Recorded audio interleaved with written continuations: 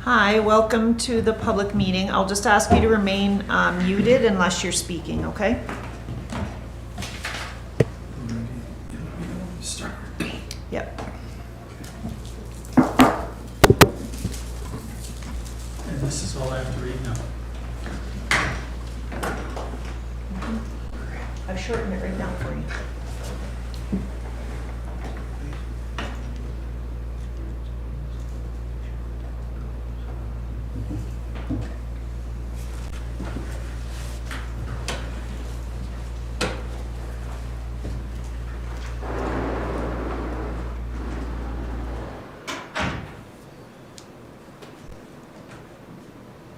So Kevin, who's presenting on behalf of the applicant? When I look up here, there's So Patrick Towns, I believe, is going to take the lead, although I believe that other interested parties may okay. respond to certain questions. So I'll just welcome her with them. All right.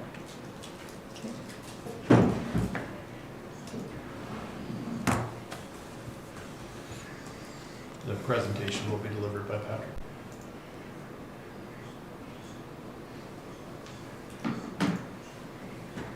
We're live. I'm sorry? We're live. We can go? Yep, thank you. All right. Doesn't need this. Welcome everyone. Call the public statutory meeting as per the requirements of the Planning Act to order. At this time, I'd ask Councillor McMillan for the land acknowledgement, please.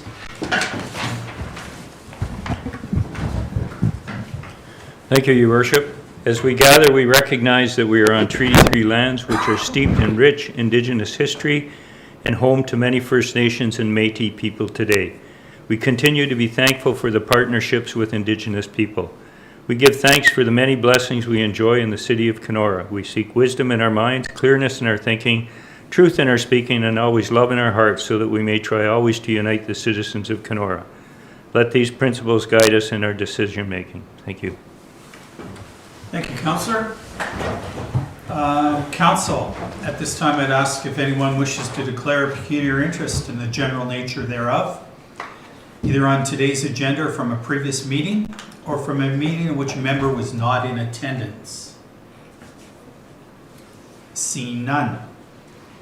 Today we're considering application for a zoning bylaw amendment, D14-22-02. The civic address is 1415 and 1435 Valley Drive. The registered owner is 279-3507 Ontario Inc. The agent is MHBC Planning, Urban Design and Landscape Architecture. At this point, I would welcome the applicants, and the floor is yours to do your presentation. So gentlemen, whether it's collectively or one, you're more than welcome. The floor is yours. Welcome. Great, thank you, Your Worship. I'm just going to share my screen here.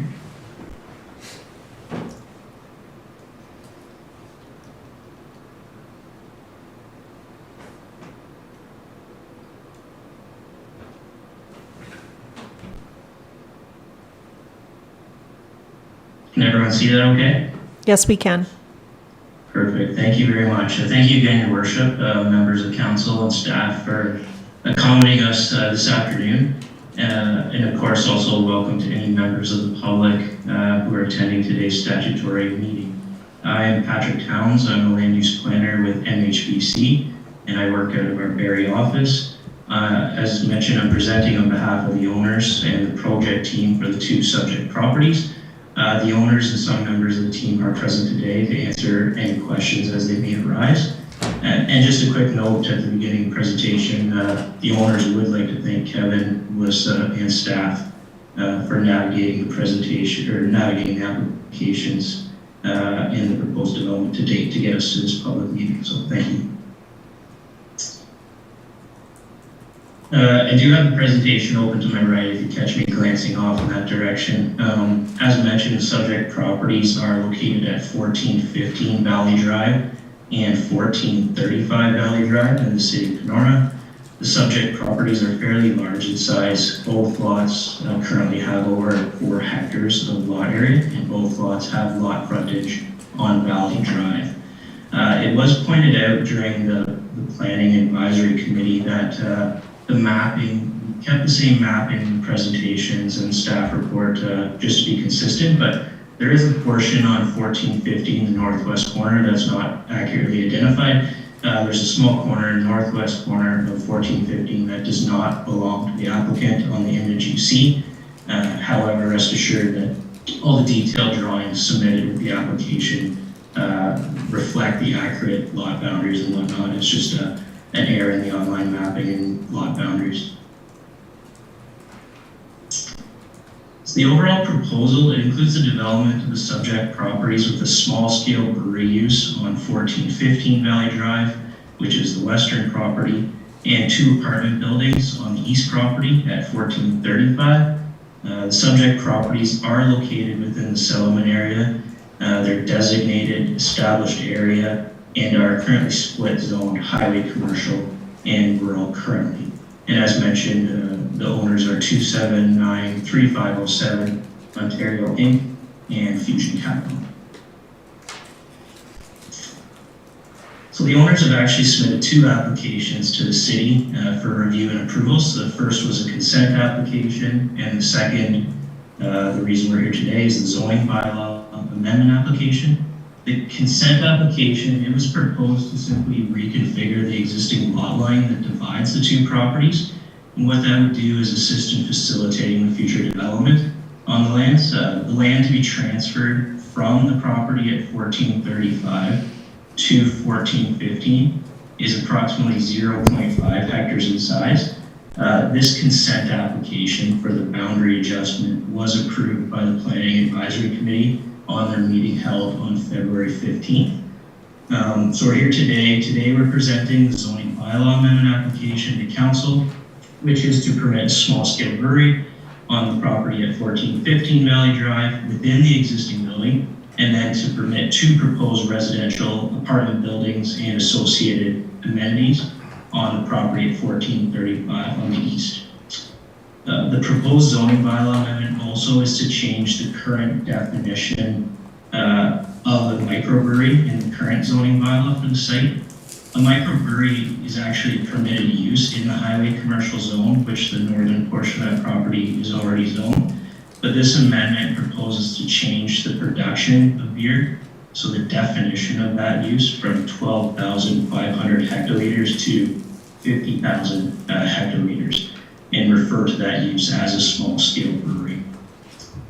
We did also, it's important to note, we did also present the zoning bylaw amendment application to the PAC on February 15th, and their recommendation was that council approve the amendment before you today.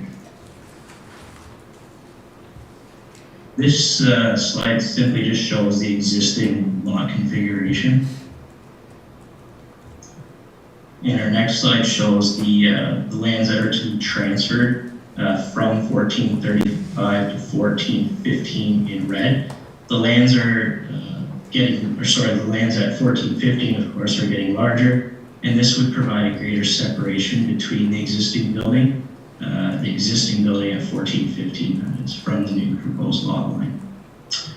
So again, the consent was to reconfigure the lot lines. It was approved by the PAC at the last meeting, and the resulting property statistics are 1415 is to have a lot area of 5.2 hectares and a lot frontage of 75 meters. And the property at 1435 is to have a lot area of 3.5 hectares and a lot frontage of 92 meters.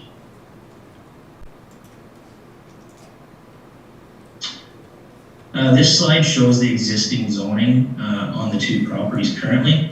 Highway commercial is on the north and the rural zone is on the south. In terms of current permitted uses, a microbrewery is permitted within the highway commercial zone.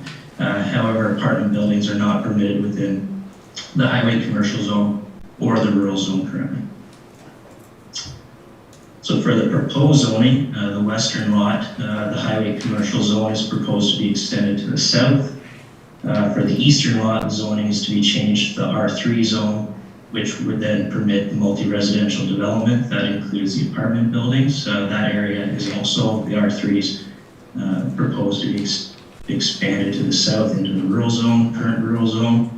The proposed areas to be zoned, both highway commercial and the R3 zone, are sized to permit the proposed development and to allow for the efficient design and development of the subject properties at the later stages.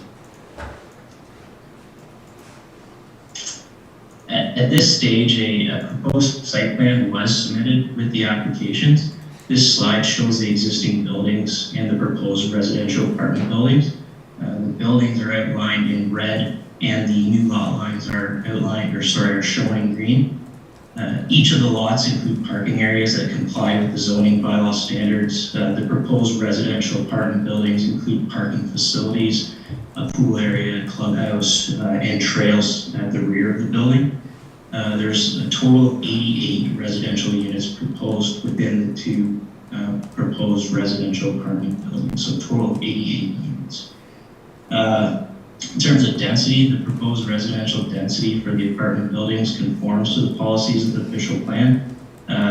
They don't exceed the maximum 40 units per hectare, so the proposed density is actually 25 units per hectare in this case. So, and also the proposed small-scale brewery is to include a patio, tasting room, restaurant area, and retail space, and of course the production areas as well. So, overall, designs are to be confirmed and finalized at the site plan control stage, which is the next stage with the city following the zoning bylaw application. Regarding the planning analysis that was completed here, we prepared a detailed planning justification report in support of the proposed development. Overall, we agree with staff's recommendation in their staff report to approve the application. It represents good planning, as well as the recommendation for council to approve the application from the Planning Advisory Committee. The subject properties are located within the settlement area, which is to be the focus of growth and development. The city's official plan is also a policy basis supportive of mixed-use development, which is the case here, and that's within the established area designation. The proposed development is to be serviced by municipal water and sewer, which is the focal point of the provincial policy statement and OP policies. It's important to note that through a technical review, it was demonstrated that the proposed small-scale brewery use fits within a Class 1 industry under the ministry's D6 guidelines, which is used to evaluate land use compatibility and setbacks from sensitive residential uses. So in this case, the separation distances for the proposed apartment buildings and as well as existing residential uses well exceed the minimum required 20-meter setback as recommended for the small-scale brewery. And it's important to note also that the small-scale breweries to be operated within that existing building.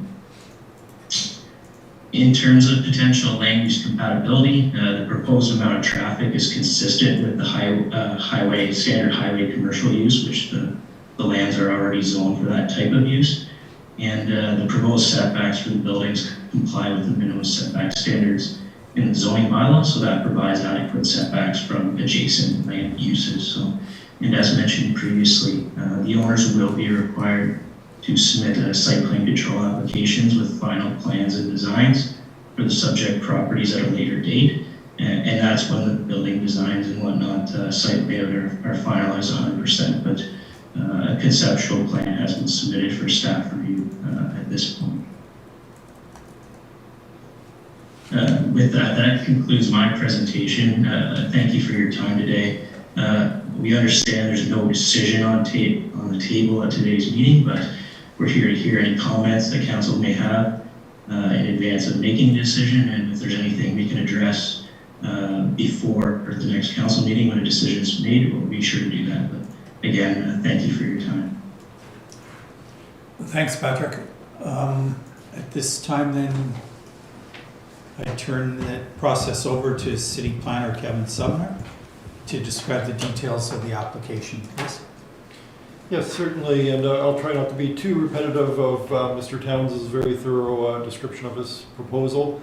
So we have this application for 1415 and 1435 Valley Drive to change the zoning of the property from the current rural and highway commercial zone to a new combination of rural, highway commercial, 52 exception zone, and R3 residential third density zone, which, as described, will support the development of a microbrewery with a production of up to 50,000 hectoliters per year and future residential development on the eastern portion of the property.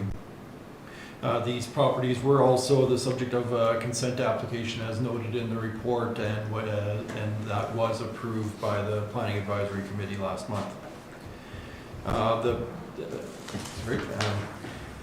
As mentioned by Mr. Towns, the applicants have submitted a justification report setting out the rationale for the proposed brewery development to be considered a Class 1 facility under the province's D6 guidelines. As a Class 1 facility, the guidelines recommend a 20-meter separation distance between the brewery operations and the proposed future residential development. In terms of existing conditions on the property, the existing commercial building is located primarily on 1415 Valley Drive, with a small portion encroaching on to 1435 Valley Drive. With the approval of the consent, that does remove the encroachment issue. The property is otherwise undeveloped. The northern portion of both properties slope away from Valley Drive into the sparsely tree-covered valley area. Seasonal drainage from neighboring properties flows from west to east across the property through the valley. And that is a drainage issue that will be addressed at the site plan control stage. The southern portion of each property is a forested slope rising steeply upwards to the south. There is a snowmobile trail that crosses the property that some people may be aware of. But there are no legal easements or right of access for that snowmobile trail, though at the Planning Advisory Committee meeting, the applicants did note that they have no intention to interfere with that trail as they develop the property. A former gas station is located to the northwest of the property. The applicants have completed a Phase 2 environmental site assessment, which concluded that the concentrations of contaminants in soil and groundwater on the property is less than the applicable regulatory guidelines. The assessment recommends that no further action is warranted at this time, so it will not interfere with their development of the site.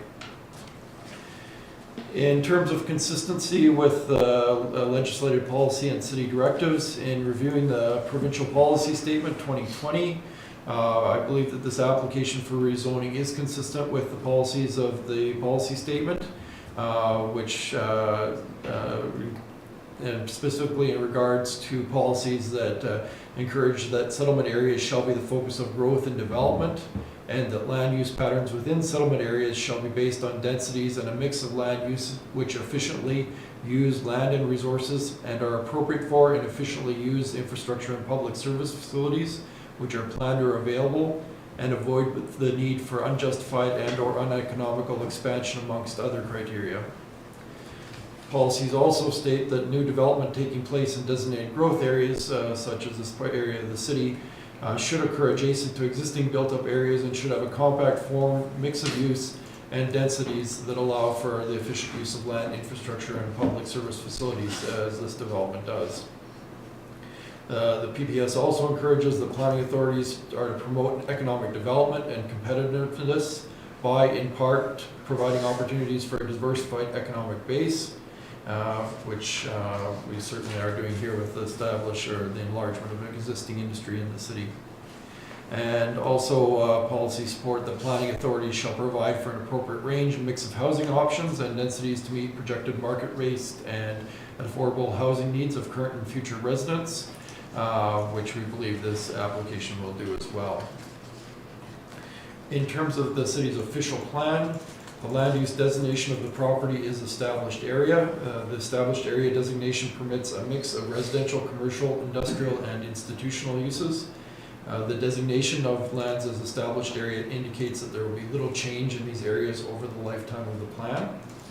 Residential development is encouraged in the official plan as infilling or redevelopment on full municipal services. Medium-density residential use is supported provided the development is in keeping with the character of the area, and the development as proposed and as noted by Mr. Towns would qualify as a medium-density development. Minor changes in land use that are compatible with existing land uses do not result in significant increases in traffic, dust, odor, or noise, are similar in scale to the surrounding built form, and that improve the quality of life for area residents may be permitted through an amendment of the zoning bylaw, such as we see here today. Moving on to the city's of Kenor's zoning bylaw number 101-2015. As noted previously, the properties are currently zoned rural and highway commercial. The application as proposed will expand the highway commercial zone and amend the zoning to allow the site-specific exemption allowing microbrewery of production up to 50,000 hectoliters. Change the zoning of the northern portion of the property at 1435 Valley Drive to R3 residential third density, and adjust the proposed zoning boundaries to reflect the application for consent that was approved last month.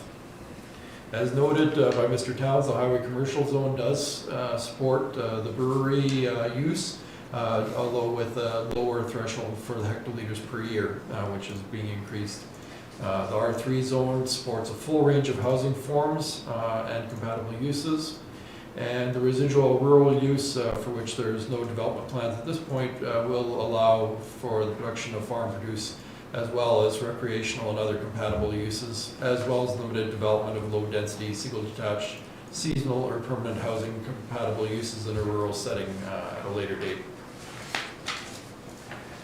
In terms of our internal review of the property, there was no concerns identified. There were notes from the Water and Wastewater Division which noted that there had no concern, but that there's a manhole and sewer main in the ditch line on the vacant property, and the services for the existing building on the other property is on the vacant property. So for services extend from 1435 into 1415, which the applicants are aware of and intend to address.